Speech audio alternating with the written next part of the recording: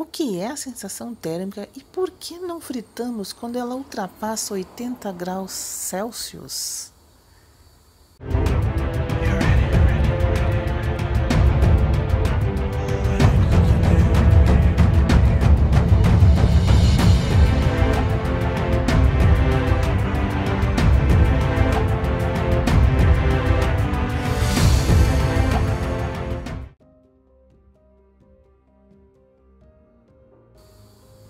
A informação divulgada pelo Sistema Meteorológico do Paraná, o CIMEPAR, de que a sensação térmica na cidade antonina, a 87 quilômetros de Curitiba, chegou a escaldantes 81 graus Celsius no dia 18 de dezembro. Deixou muita gente espantada. Não é para menos, esta é mais ou menos a temperatura de um cafezinho ou do chimarrão dos gaúchos. É apenas também cerca de 20 graus Celsius a menos do que a temperatura da fervura da água. Mas é preciso diferenciar, no entanto, um ponto importante. Temperatura não é a mesma coisa que sensação térmica. Temperatura é a quantidade de calor fornecida pelos raios solares ou pelo ambiente, explica o meteorologista José Carlos Figueiredo, do Instituto de Pesquisas Meteorológicas da Unesp. A sensação térmica, por sua vez, leva em conta a temperatura e a umidade relativa do ar. Também é preciso colocar na equação o funcionamento do ser humano.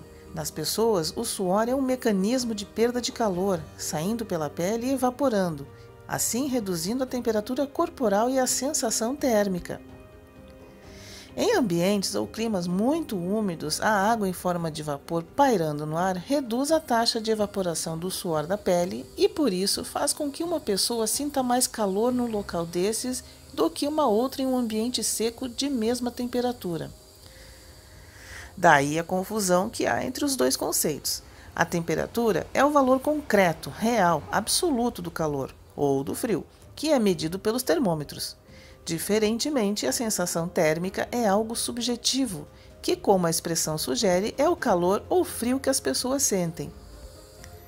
Por isso, pode variar de um indivíduo para o outro, ou até de acordo com a roupa que cada um está vestindo ou do lugar onde nasceu e a que clima está adaptado. O conceito e a expressão sensação térmica começaram a se popularizar após a Segunda Guerra Mundial, quando as tropas alemãs foram derrotadas numa tentativa de invasão à Rússia durante o seu inverno rigoroso, também conhecido como General Inverno, o mesmo que já havia ajudado a bater Napoleão Bonaparte em 1812. Depois do fim do conflito mundial, em 1945, o exército americano criou um índice de avaliação do frio relacionado à velocidade do vento. Esse índice popularizou-se e passou a ser divulgado juntamente com as temperaturas. No Brasil e em outros países quentes, a sensação térmica está relacionada com a umidade relativa do ar e não com o vento, embora esse último possa diminuí-la também. O problema é que há muitas fórmulas diferentes de calculá-la. Várias estão disponíveis na internet. Desde que surgiu a primeira, há cerca de 70 anos, mais de 160 outras foram criadas, cada uma com seus próprios critérios. Todas são feitas para locais diferentes. Desde 1978 vem surgindo fórmulas diversas, principalmente nos últimos 10 anos, devido ao interesse da imprensa com reportagens sobre o clima. Segundo o meteorologista Fábio Luiz Teixeira Gonçalves, professor de Departamento de Ciências Atmosféricas do Instituto de Astronomia, Geofísica e Ciências Atmosféricas da Universidade de São Paulo, o cálculo da sensação térmica leva em conta muitas variáveis além da temperatura, tais como umidade relativa do ar, radiação solar, falta ou presença de vento e vestimentas. São fórmulas semi-empíricas. Elas são ajustadas com questionários aos habitantes locais de cada região. Mesmo assim, ela é subjetiva e varia de pessoa para pessoa.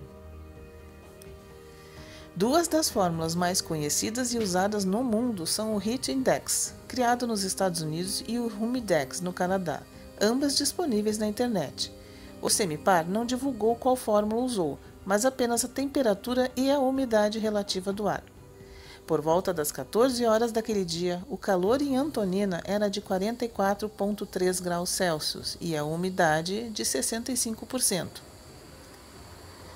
Pelos cálculos, a sensação térmica chegou a 78 graus Celsius.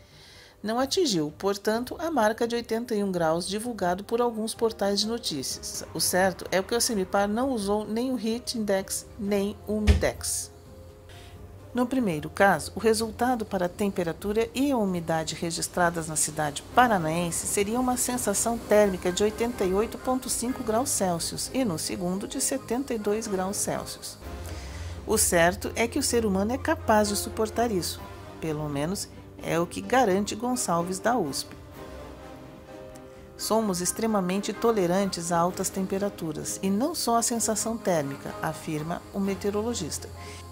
Estamos entre os melhores no grupo dos mamíferos, suamos muito bem e não temos pelos. E ninguém fica queimado em saunas, nem nas úmidas, que podem chegar a 50 graus Celsius com umidade relativa de 70% a 80%, e nem nas secas, onde faz 100 graus Celsius e umidade abaixo de 10%. Bem menos ameno do que em Antonina. Com esses números, pelo Heat Index, a sensação térmica no primeiro caso seria de 133,7 a 155,7 graus Celsius e 129,7 graus Celsius no segundo caso. Também é preciso ressaltar a grande tolerância humana às inclemências do clima. Temos uma capacidade de adaptação fantástica, tanto para altas temperaturas como para baixas. Vários mecanismos adaptativos são deflagrados de acordo com a necessidade. Quando o calor é muito intenso, por exemplo, as pessoas começam a transpirar para manter sua temperatura corporal dentro do aceitável. Passamos a urinar menos e mais concentrado, ou seja, a urina fica escura ou amarelo-ouro, para preservar a água. Isso não significa, no entanto, que não haverá problemas. Se continuarmos com altas temperaturas e não nos hidratarmos adequadamente, teremos boca seca. Vamos desidratando, podendo ficar com dores de cabeça, prostração, confusão mental e perda de consciência até o coma. Segundo relatos, o corpo humano aguentaria até 120 graus Celsius, não sensação térmica, por até 20 minutos.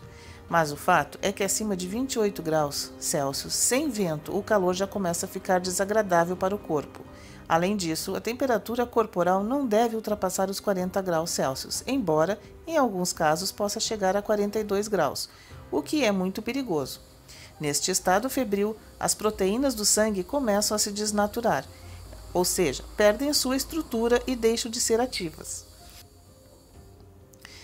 o que leva a uma dificuldade circulatória e, consequentemente, diminuição da oxigenação dos tecidos. Diante disso tudo, Figueiredo defende que não deveria existir fórmulas para calcular a sensação térmica. Não serve para nada, pois as fórmulas adotadas não levam em conta fatores metabólicos, gravidez, obesidade, cor da pele, altura, peso e se as pessoas estão em repouso ou não. Como as informações sobre a umidade e temperatura são coletadas à sombra, quando as pessoas saem de casa não têm a menor ideia do que estão sentindo. Só serve para serem alardeadas na imprensa informando sem critérios científicos.